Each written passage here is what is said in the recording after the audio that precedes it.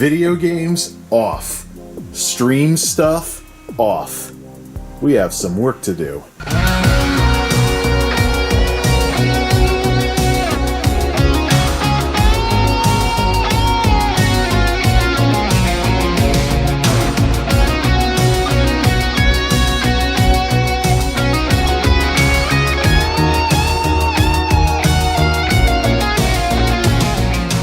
The wacky world of MultimediaJay.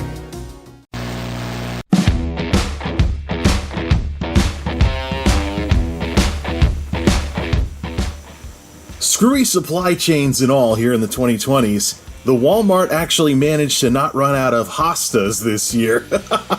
So here's my latest attempt at growing some kind of houseplant in the Geek House. Hostas have a reputation for pretty much being indestructible rookie houseplants. We shall see. New planter, new soil, and they certainly are springing up awfully fast. So maybe I'll have more luck with these than with everything else I've tried to grow in this darn flower pot. Or should I say, the predecessor to this darn flower pot. We're not here to talk about flowers. We're here to pick up the pieces of, well, whatever the heck you'd call the Geek House nowadays, and proceed forward. Somewhere in this chaos, there is order waiting to happen, but here is the mess. That is the project area after whatever we did last time. It's just everything's been blending together as I've bounced between streaming and videos and the whole 9 yards. And so here's what we have in the project area. So first off, this mouse needs to be cleaned with, check the contacts because it was double clicking when I only wanted a single click, extra cat cable, a nice braided HDMI cable that I didn't end up needing, that I got from the 9to5ers' safety store, so it's really beefy, but I don't actually need an HDMI cable, and I thought that I did. A wireless AC USB adapter up to 1300 megabits per second. We'll see what speed we really get. To experiment with hybrid connectivity to allow for me to flip between the Powerline network, which is slower but more stable for something like streaming and whatnot, and then a faster Wi-Fi when I upgrade the routers to support faster speeds. So we have that going on. You get that set up. The old AMD Athlon processor, which should be like a paperweight thingy, except we have a different monitor over here now. I don't know if it's even gonna fit. The speakers, temperature and humidity, the Samsung monitor, which was incompatible with the VESA stuff. Got to get that plugged in and stuff so we can plug a computer in. Can you tell that I have like backlog overload over here? I also want to find out what the deal was with the Polarized sunglasses for streaming and things along those lines. Some cameras that are charging, if there or at least they would be if there was power to that thing, because I've had it off for months. Rosewill wireless N router. Can we convert this into an access point with DDWRT? Will this old Asus tablet that's been dead for years turn on if I take it off and push the buttons? Can't push the buttons with like a paperclip or something, or is it dead and it's time to shred it as my final 7-inch tablet that I used to use before I started using smartphones? What the heck do we do with rubbish, assorted wires, odds and ends, blah blah blah, and the desk lamp is further back than it normally is for the blue light for Geek House dark mode to make Geek House solidarity mode look like a nice combination of blue and yellow. See? It is possible for me to get through big long monologues like this. So how much of this can we get done right now?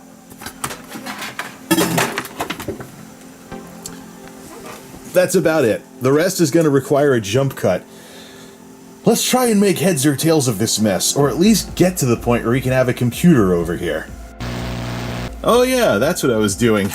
I was working on the TV mounts. I've gotten so used to these custom mounts already, I forgot that I've only had them for like a week or two, or whatever it is. Well, time has its way of blending together. Get this off of here, and I realize I probably just did the cheeseball bachelor move of cleaning something by simply moving the mess somewhere else. But it's a start. Some order from chaos around here, finally. Alright, so we have the monitor set up. For the first time in a while, the old mid to late 2010 Samsung is back over here. Scratched up screen and all from that tower that fell over and hit the screen on the way down. Oh yeah, you probably didn't notice it. Let's see. Yep, right about here. A little bit of a scratch.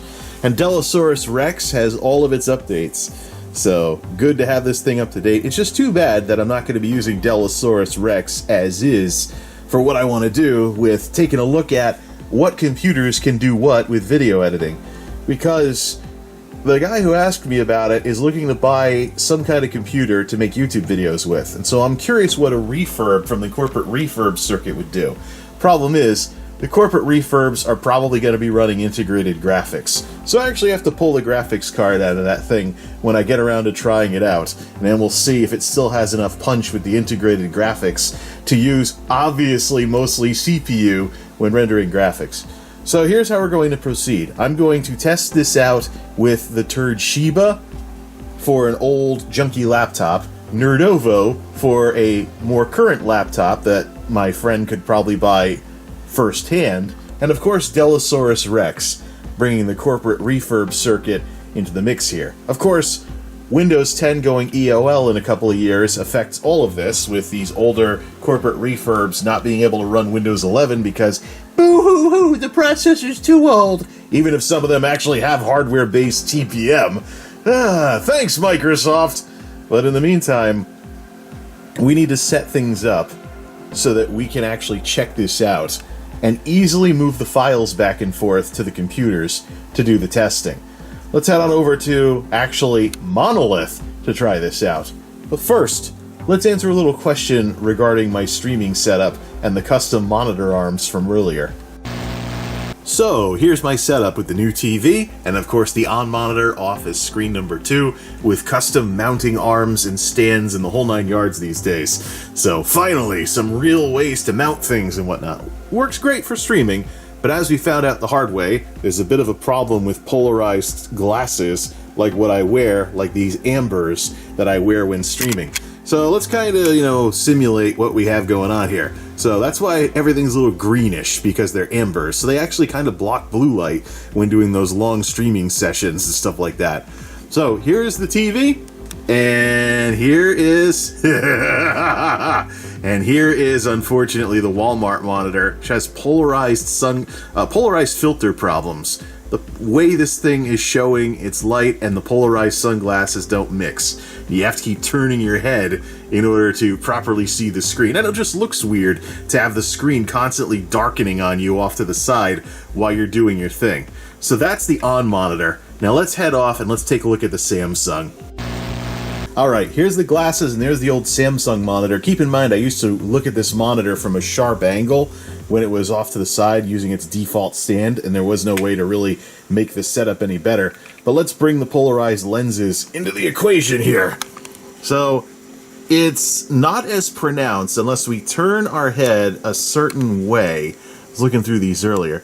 You can sort of see it if... Yeah, there it is. You can see it... Oh, you can see it really darkening up now. Let's get everything right here. You can see it really start to darken up if we turn our head a certain way. So yeah, this has the same problems, but they're not as pronounced. I could at least put these on and look at the screen, unless I tilted my head too far in a certain direction while wearing them. And you can see it has the same problems. So, the problem is that if I wanted to test this out, and I wanted to buy a better monitor than the on monitor I'm currently using as monitor number 2, I would have to wear these sunglasses in Walmart and tilt my head in front of the screens to see if they darkened up. I would need a live demo, and I don't know if the demo units in a lot of the store displays these days are even on. So, we'll just continue keeping on and try and find some non-polarized sunglasses to use for this then. Or use the polarized, just tilt the head. Seriously, this never was a problem before. Because, of course, this has the same polarizing issues, but you have to tilt your head in a different direction to get the screen to darken up. Who'd thunk it? And of course, the best of these is the TV, because the TV has this problem too, but it goes completely the other way. You can see things darken up if we turn things 90 degrees. So if we turned this TV sideways, we'd have the exact same problem. However, You know, when it's normal like this, it matches the polarizing filter in the glasses pretty well. So, at least the TV works out. We just have to figure out what to do about that thing. Or whether we want to even try with another monitor. By the way, Samsung's not even making regular monitors anymore. The monitors they make nowadays are all curved monitors. So who knows what that does with polarized glasses. I'd have to look on Amazon Renewed or something like that to find a refurb. So here I am shopping for refurbished Samsung monitors because what they have that's new isn't something I want to mess with. Then again, all the 2020's part shortages and whatnot. Epic fail. No, I don't think so. The only SKU available that's an actual monitor under Amazon Renewed is a 32-inch 1440p monitor, which is too high resolution and too big for my setup. No thanks. If we want to risk it with Newegg, given the crap that's been going on with them, we can go look at these Samsung Sync Masters, but I've gone a little too far back.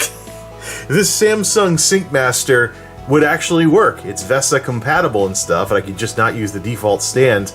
Unfortunately, this is a 2012 model that's being sold as a refurb, and it doesn't have an HDMI. We're going back to... Oh boy, look at this. We're going back to AC directly into the monitor and D-sub and DVI. No HDMI. Yeah, do I really want to mess with refurbs to solve this problem with these polarized stuff and whatnot? Let's keep digging.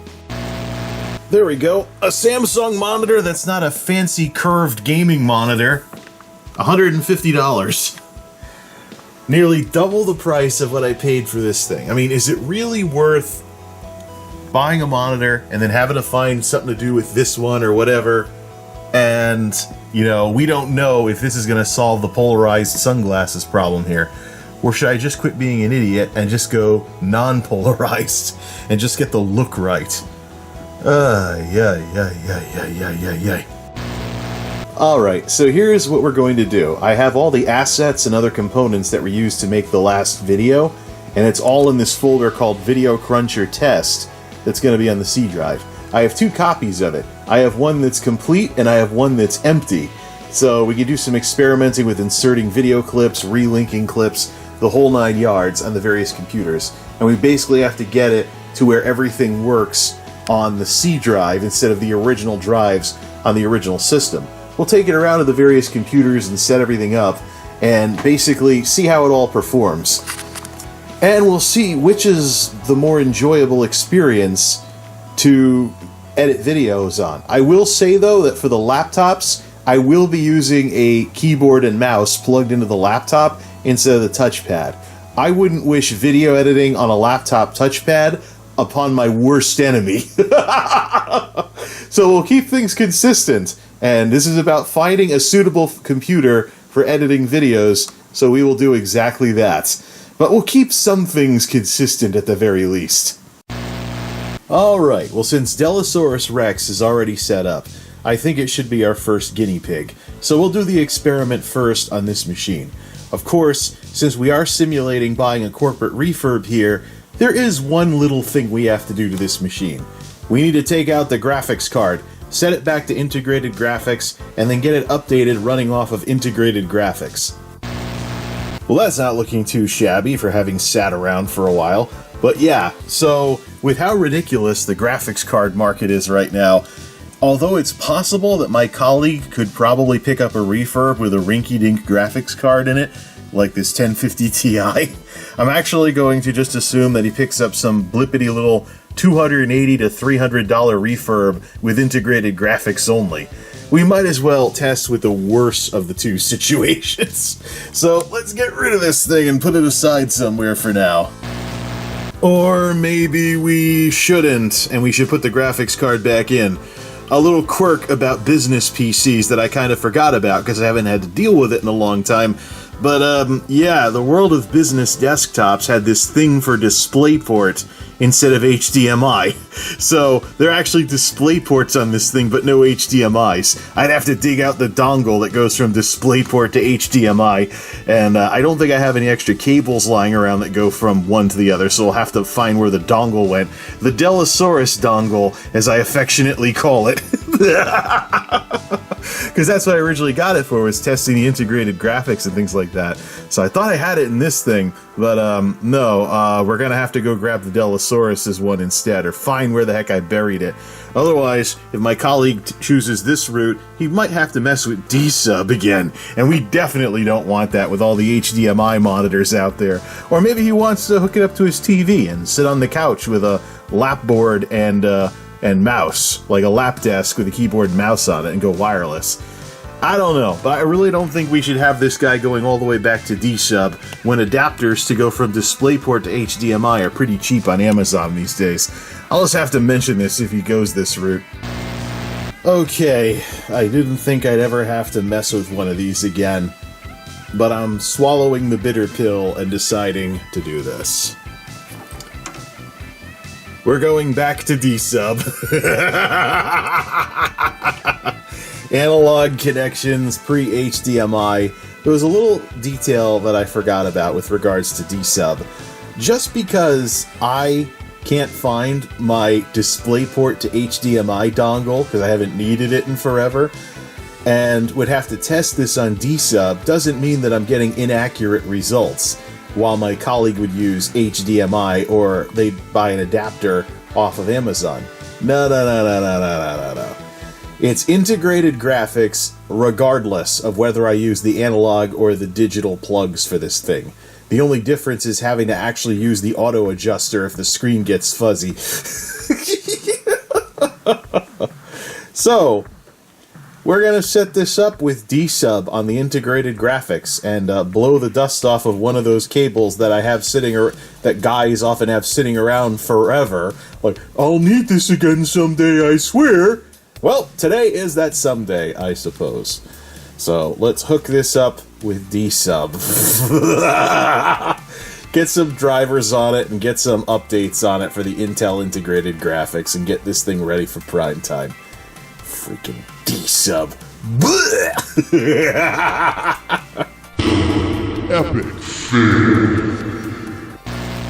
This is probably the first time this thing had the D-Sub, VGA, analog, blue cable thingy, whatever you want to call it, plugged in, since it was still being used as an office computer. Intel HD graphics. And not just any Intel HD graphics control panel, the one from Windows Update. My colleague isn't exactly someone who really wants to spend a lot of time tinkering with computers. So not only are we doing this with integrated graphics, we're going to do this with the graphics driver off of the Windows Update service, instead of the OEM website or anything of that sort. Let the experiments commence. Well, this thing is ready, or should I say this computer is ready for everything. We can start downloading the folder. It's a network share over on Monolith. We'll start sending it over the network and getting ready for our first major experiment here. 13 gigs over the network is going to be about 15 minutes to copy everything over, so we'll let that do its thing. For the time being, though, we also happen to have a little issue with the Turdshiba. The Turdshiba is one of the other systems that we want to do some experimenting with, and that's the only other one that's going to require prep. Nerdovo, we can just copy the folder over. So, after this is done, let's prep the Turdshiba, and basically have all of our computers ready to install Corel on, and then do the experiment with in the next video. We'll get this entire part of Project EVTO knocked out in one successor video. The Turdshiba is a wonderful example of a computer that can best be described as beware of the clunker, if you're familiar with carcomplaints.com. Basically, it has always had little things breaking on it, or things breaking and unbreaking. Let's just say it ran, but it never really ran smoothly for most of its existence. Circa the mid-2010s, AMD A8 APU, no protection from Spectre and Meltdown, no microcode updates for that stuff either, and it's always had little things breaking on it, as well as a really floppy screen. Speaking of little things breaking on it, does it even still power on? Oh, we push the button and, okay, that works. That's a plus. You don't get that very often with this darn thing. Yep, here we go. Let the thermal throttling commence. It's one of the problems I had with this thing. It got slow as molasses. I think it needs new thermal paste on the CPU, because I think it's thermal throttling. This might be Rubbish's problem, too. I guess if we have nothing to lose with these laptops, we should take them apart, clean the processor and the contacts, put some Arctic Silver in there, and see how much better it does. But, yeah, I'm being reminded as to why I retired this thing. And stuff along those lines. Not to mention, it ran for a grand total of 5 seconds when I first turned it on, before being like, critical battery, and it turned off. So then I turned it on again, and it actually is like, oh wait, I'm charging! And then the rest is history. The Turdshiba, the gift that keeps on, well, I wouldn't say giving. Maybe the gift that keeps on being a pain in the ass. I seriously underestimated just how much these computers that are rocketing towards obsolescence when Windows 10 goes EOL are just nosediving in price. Here's Dellasaurus Rex's, well, 2022 equivalent. Optiplex 7010 i7 Ivy Bridge, non-K, 16 gigs of DDR3, 500 gig hard drive, Windows 10, pre-installed, $233. That's the price of a computer that is rocketing towards obsolescence. It's going to be stuck running Linux in a couple of years if you don't want to run outdated Windows on it. Of course, I still think Windows 10 is going to be the next XP. People are not going to want to give it up, and Microsoft's probably going to have to cave on it at least once or twice, just like they did with XP. But yeah. So, $233 for something that probably has more than enough muscle to do some basic video editing. It is now the following evening, and let me tell you, the Turdshiba absolutely lives up to its name in 2022. I have to take a look at the heatsink compound for the processor in this thing. You get the processor going even with a moderate task and the fans go nuts. It goes, you can put your hand right here and, have the computer double as a hand warmer. It just goes completely nuts the minute it has to do anything. And I know it's thermal throttling because when it gets a little too much over 80 degrees Celsius, you start seeing the megahertz drop off even though the load does not. So, as I figured, this machine is, cooking itself and thermal throttling, and that's partly why it's so slow that even a freaking Windows update is a huge project. I don't have very high hopes for trying a video edit on something like this. I'm very seriously thinking of just dropping the Turdshiba from the comparison completely because odds are my colleague is not going to be picking up a second-hand laptop that could have these problems for something like this. It's kind of just, it's there. So Alright, our last computer to get everything ready on is Nerdovo, and that's by far going to be the easiest. Let's give the old Turdshiba a bit of a rest. There's a metaphor in here somewhere, but Nerdovo is absolutely an upgrade over the Turdshiba. Much newer processor architecture, runs faster, runs cooler, has more threads, and yeah, it actually has a better processor than Monolith, it's just it doesn't have any graphics capabilities. So, right, I've been in this position before with laptops being a little bit better than my current main desktop anyways. Unfortunately, because this is basically an Ultrabook, it doesn't have Ethernet capabilities, it only does wireless, so this transfer is going to take longer. What we're going to do is we're going to set up the 30-day trial of Corel Video Studio on all three of these systems, and then just see what it's like. We'll look around the completed file, however much of it still works, relink some clips and stuff like that, and then we will go over to an incomplete file and try actually editing video together. We'll bust out the spider tripod or something for that. I just want to see, I know what it's like to edit video on Monolith. I want to compare it on all three of these and just see, what it's like. We could also fix the other one and just render it and stuff along those lines. It'll be definitely an experiment. Okay, we're ready for Primetime, baby! Nerdovo, Turdshiba, and Dellasaurus Rex. In that order. We will be doing some fiddling around with what it's like to YouTube on all three of these machines. Now, as much as I originally planned on installing the video editing software off camera, and then coming back and then doing the video, I think I want installing the software to be something I comment on as part of the experience with these three machines. So this was basically the prelude to Project EVTO, setting up for the whole YouTubing with various computers thing. Up next, the experiment, and we'll see just what the experience is like on all three of these types of machines, and my colleague should have a blast with what the results of that is. Till next time, this is MultimediaJay signing off. Thanks for stopping by.